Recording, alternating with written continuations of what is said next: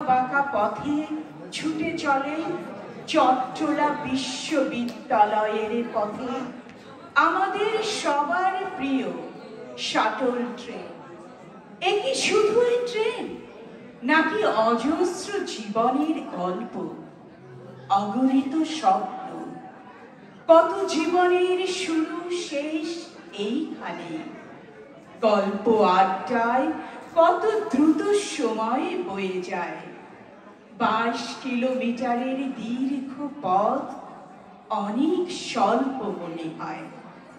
আহা, আর একটু বেশি দূরী হলে ক্ষতি কি হতো? আর একটু বেশি সময় পাশে থাকা যেত। বাড়তে পাও না ট্রেন পিটানো গায়কের গান শোনা। এসআই টুটুল, পার্থ বড়ুয়া, এরাও কি গায়নি গান শাটল ট্রেনে গলা ফাটিয়ে?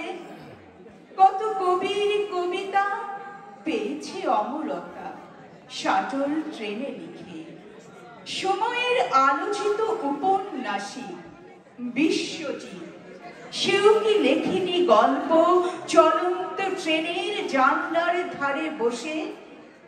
বাবু বিশু মঞ্জু, ওরা 3 বন্ধু, ফোন নাম্বার গুলো এখনো কি আছে, নাকি সব ধুয়ে মুছে গেছে সময়ের সাথে? এত বছর পরে শাটল ট্রেনে বসে স্মৃতিগুলো আর মনে আসে, শুধু ভিড় করে, চোখ দুটো ঝাপসা হয়ে আসে। বিশ্ববিদ্যালয় স্টেশনে থামতেই মনে হয় কে যেন নাম ধরে ডাকে আমারে। নাম পরিচিত কেউ নেই, সব অপরিচিতর মাঝে পরিচিত মুখগুলো গেছে হারিয়ে।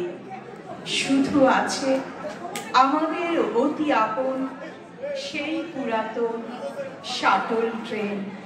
আহা, শাটল ট্রেন, শাটল